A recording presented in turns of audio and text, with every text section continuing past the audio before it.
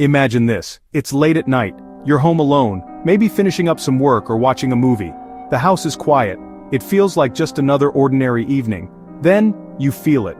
A strange pain, a discomfort in your chest. At first you dismiss it. Maybe it's just indigestion from dinner or a pulled muscle. You try to ignore it, hoping it will go away, but it doesn't. Instead, the pressure gets stronger, tighter. A cold sweat starts to form on your forehead, a kind of sweat that has nothing to do with the temperature in the room. Your breathing becomes shallow, difficult. The pain begins to radiate, creeping up into your jaw and down your arm. In that terrifying moment, you realize the truth. This isn't just a minor issue, you are having a heart attack, and you're all alone. What do you do next? In a situation where every single second counts, would you know the right steps to take? The actions you take in the next few minutes could literally mean the difference between life and death. Today we're going to walk through this exact scenario. I'm going to give you a clear, step-by-step guide on what to do if you ever find yourself having a heart attack when you're alone. This is information that everyone should know. We'll also debunk some dangerous myths that you might have heard online, myths that could cost you precious, life-saving time. Understanding this could not only save your own life but the life of someone you love. The first and most important step in surviving a heart attack is recognizing that it's happening. Research shows that a shockingly small number of people can correctly identify all the major signs. We're going to change that right now. Let's count down the 7 key signs and symptoms you need to know. Let's start with number 7, intense sweating and pallor. This isn't the kind of sweat you get from a workout. It's a cold, clammy sweat that seems to come from nowhere. Your skin might also become pale or ashen. This is your body's fight or flight system kicking into overdrive, releasing a flood of adrenaline in response to the extreme stress your heart is under. If you suddenly start sweating profusely without a clear reason, pay close attention. Number 6 is nausea and vomiting. Many people are surprised to learn that a heart attack can feel like a stomach problem. You might feel sick to your stomach, queasy, or you might even vomit. This symptom is particularly common in women, but it can happen to anyone. It often occurs during what's called an inferior heart attack, one that affects the bottom part of the heart muscle, which sits right above the stomach. The distress signals from the heart can irritate the vagus nerve, triggering these feelings of nausea. Never dismiss persistent nausea, especially if it's paired with any other symptoms on this list. Coming in at number 5 is dizziness or a sensation of fainting. Feeling lightheaded, dizzy, or like you're about to pass out is a serious warning sign. When the heart isn't pumping effectively during an attack, your blood pressure can drop. This reduces blood flow to the brain, causing that dizzy, unstable feeling. In some cases, the heart attack can trigger a dangerous heart rhythm, or arrhythmia, which also disrupts blood flow and can lead to a loss of consciousness. Number 4 is one of the most classic but often misunderstood symptoms: pain or discomfort in other areas of the upper body. We've all heard about pain in the left arm, but it's not always that specific. Your brain can sometimes misinterpret the pain signals coming from the heart. It's a phenomenon called referred pain. So you might feel pain, pressure, numbness, or an aching sensation not just in your left arm but also in your right arm, your shoulders, your back, your neck, or even your jaw. If you have unexplained pain in any of these areas, especially in combination with chest discomfort, it could be your heart sending out an SOS. At number 3, we have shortness of breath. You might feel like you can't get enough air, as if you've just run a marathon without moving a muscle. This happens because when the heart muscle is damaged, it can't pump blood as efficiently as it should. This can cause blood to back up in the veins that lead from the lungs to the heart, forcing fluid into the lungs themselves. This condition, called pulmonary edema, makes it very difficult to breathe. Crucially, shortness of breath can occur before or even without any chest pain at all. Number 2 is a powerful psychological sign, a feeling of overwhelming anxiety or a sense of impending doom. This is more than just feeling nervous. People who have survived heart attacks often describe an intense, unexplainable feeling that something is terribly wrong, that their life is in danger. This isn't just in your head, it's a real, physiological response.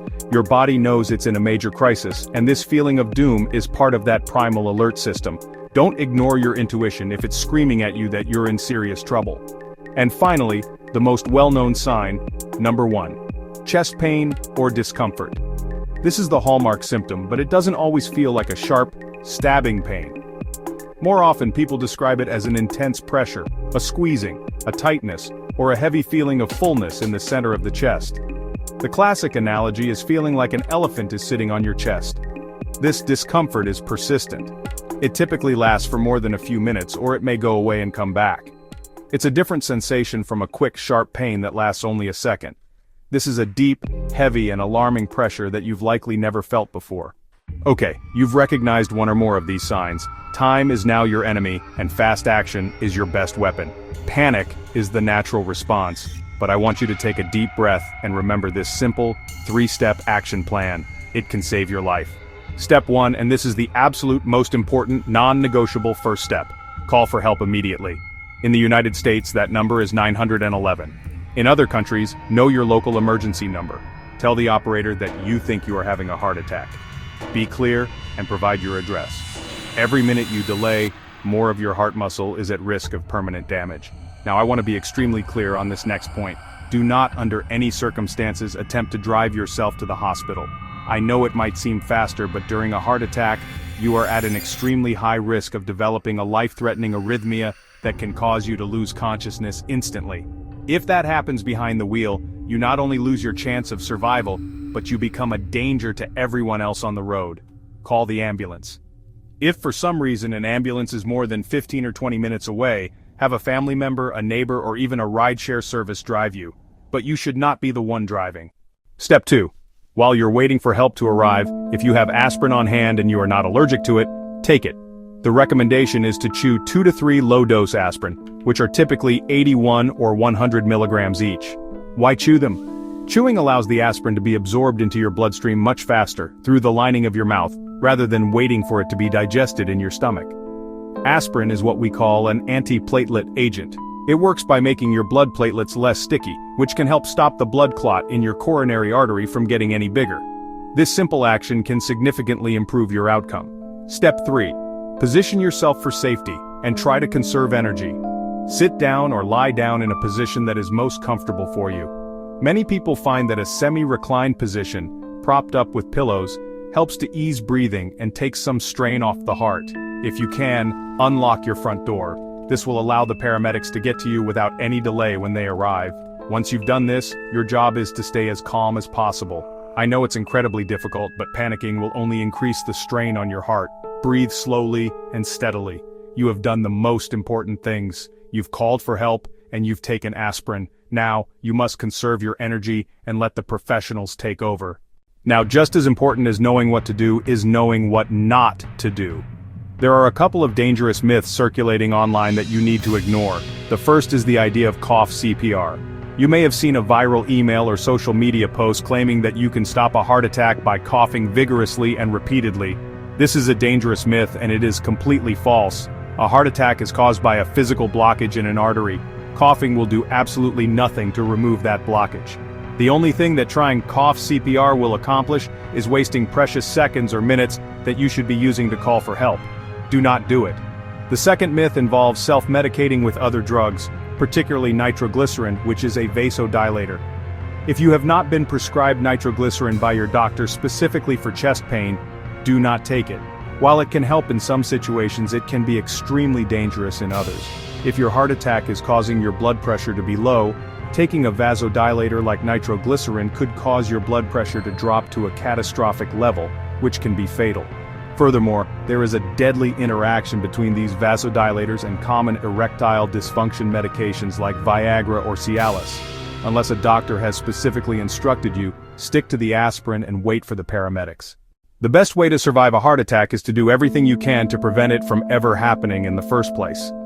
But what if the real underlying cause of high blood pressure, the #1 warning sign for a stroke or heart attack, is something most of us have been completely wrong about? For years we focused only on the heart, but new breakthrough research from scientists at the University of Virginia points to a tiny overlooked control mechanism inside your kidneys as the real driver of blood pressure. Understanding this could have prevented the tragedy that struck my own family. A team of health researchers has put together a short, must-see video that explains exactly how this works. It also reveals a powerful ancient ingredient they call the nectar of gods, something our ancestors used to help maintain a healthy cardiovascular system naturally. If you are at all concerned about your blood pressure or your heart health, this is crucial information you need to see. Point your phone camera at the QR code on the screen right now to watch it.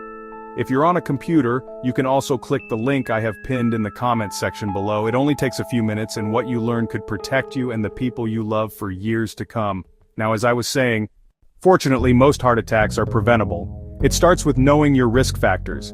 These include being over 45 for men and 55 for women, having a family history of heart disease, smoking, high blood pressure, high cholesterol, diabetes, being overweight, and living a sedentary lifestyle. If you have any of these risk factors, it's time to build a fortress around your heart, and you do that with proactive, healthy choices. First, your diet. Focus on a diet rich in whole foods, fruits, vegetables, whole grains, and lean proteins like fish and chicken. Healthy fats like those found in avocados, nuts, and olive oil are also your friends. What you want to limit are trans fats, saturated fats, added sugars, and highly processed foods, which contribute to the buildup of plaque in your arteries. Second, get moving. Regular physical activity is one of the best things you can do for your heart. It strengthens the heart muscle, improves circulation, and helps maintain a healthy weight. Aim for at least 150 minutes of moderate intensity exercise like brisk walking or cycling, or 75 minutes of vigorous exercise, like running, each week. Third, manage your lifestyle. If you smoke, quitting is the single most effective action you can take to reduce your risk of a heart attack. Also, learn to manage your stress through techniques like meditation, yoga, or deep breathing, and make sure you're getting enough quality sleep each night. And finally, know your numbers. Regular checkups with your doctor are essential. You need to know your blood pressure, your cholesterol levels, and your blood sugar. If any of these are high, work with your doctor to create a plan to manage them, which may include lifestyle changes and, if necessary, medication. So let's bring it all together. When a heart attack strikes, your memory might get foggy. But I want you to remember these 3 simple, crucial steps. 1. Recognize the signs, especially that heavy, persistent pressure in your chest. 2. Call for help immediately. This is your top priority. Do not drive. 3. Chew aspirin if you can. That's it. That is your core survival plan. Knowledge is power, and in this case it's the power to save a life, maybe even your own. Your heart is the engine that drives your entire life. Take care of it, be proactive, and be prepared. If you found this information valuable, please give this video a thumbs up, subscribe to the channel for more life-saving health advice, and most importantly, share this video. Share it with your parents, your partner, your friends. You never know whose life you might save. Thank you for watching.